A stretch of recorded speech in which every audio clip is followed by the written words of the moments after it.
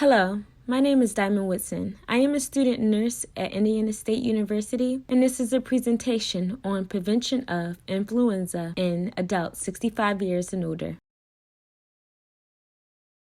At the end of this presentation, participants will be able to state and interpret the significance of influenza prevention in the 65 plus population, define influenza and complications of influenza, explain why adults 65 years and older are at greater risk for complications related to influenza, assess and report warning signs of complications related to influenza, discuss the importance of the 65-year and older population getting vaccinated for influenza, and lastly, list and perform daily preventative measures against influenza. You may want to pause this video to take the pretest so that you can evaluate how much you have learned at the end of this presentation. Why is influenza prevention in older adults significant? Let's look at the stats from the CDC and the NFID. According to the CDC, hospitalizations and death associated with influenza are most prevalent within the 65 years and older population. This population accounts for 70 to 85% of influenza-related deaths, and they also account for 50 to 70% of flu-related hospitalizations. According to the NFID, risk for a heart attack is increased 3 to 5 times, while risk for stroke is increased 2 to 3 times within the first 2 weeks of infection caused by influenza. Ultimately, the 65 years and older population risk for dying due to influenza or related complications is 6 times higher than their counterparts.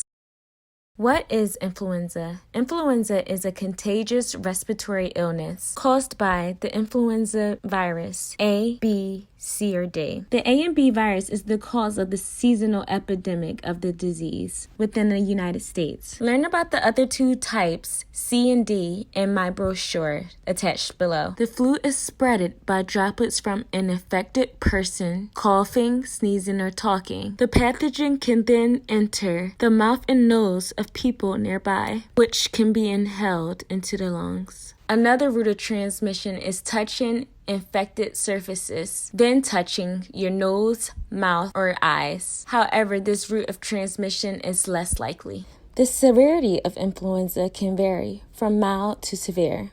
Types of influenza include seasonal, pandemic, swine, and avian. If you would like to learn more about the different types of influenza, I have included a link in my brochure attached below. Severe complications of the flu include pneumonia, myocarditis, which is inflammation of the heart, encephalitis, which is inflammation of the brain, myositis, which is inflammation of the muscle, rhabdomyolysis, which is muscle tissue breakdown, multi-organ failure, like respiratory and kidney failure, sepsis, which is systemic infection that results in widespread inflammation, which can lead to organ damage. And lastly, worsening of pre-existing chronic diseases. These complications could lead to death. Why are older adults at risk for complications?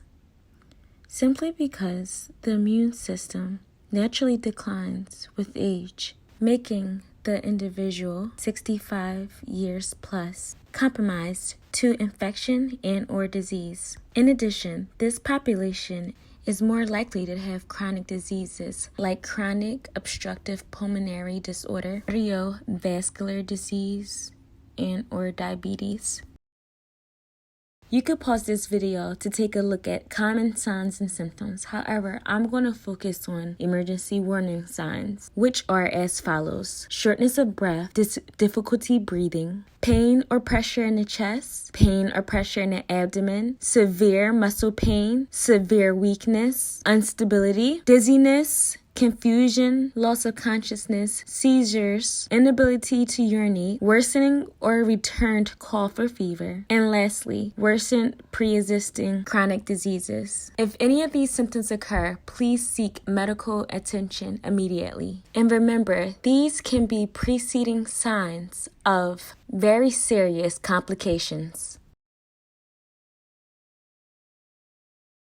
The vaccine is the first and most important preventative measure for influenza because it helps protect individuals from influenza and related complications, including hospitalization and death. Each year, research is conducted to determine which viruses will be most common throughout the next season. Flu vaccines work by causing antibodies to develop in the body. This takes about 2 weeks, and these antibodies protect the recipient as mentioned previously. Individuals 65 and older can receive any vaccine excluding the live attenuated influenza vaccine, also known as Flu-MIS quadrivalent. This nasal spray is only recommended for individuals ages 2 through 49 due to risk of complications. Fluzone High Dose offers great protection to people 65 years and older. The older adult want to prevent getting vaccinated too early. Getting vaccinated in July or August is associated with reduced protection against the flu. The CDC recommends getting vaccinated before the end of October. However, flu shots are offered throughout January and even later. I provided a link to the HealthMed Vaccine Finder in the brochure below. Due to COVID-19, getting vaccinated this year is more important than ever. The vaccine does not protect individuals from COVID-19. However, it does relieve the burden of our already strained healthcare system. It is important for us as a community to conserve scarce medical resources for individuals diagnosed with COVID-19. Lastly, you must know that there is no evidence that getting the flu shot will increase the risk of contracting COVID-19, according to the CDC. Daily preventative measures include avoiding close contact. It goes without saying we should stay away from people that are sick, and individuals who feel sick should stay at home. This will help prevent spreading the illness. Remember to cover the nose and mouth when coughing. Washing your hands will protect you from pathogens. When you are unable to wash your hands, please use alcohol-based sanitizer. I will include additional information on hand washing tips. Avoid touching your eyes, nose, and mouth. As mentioned previously, the eyes, nose, and mouth are routes of transmission. Clean and disinfect surfaces in your home and work frequently. Manage your stress, get plenty of rest, drink plenty of water, eat nutritious foods, and be active. Amidst the COVID-19 crisis, additional precautions are recommended. I will add additional information in my brochure attached below. That concludes my presentation. Please do not forget to take the post test and check out the brochure for additional information.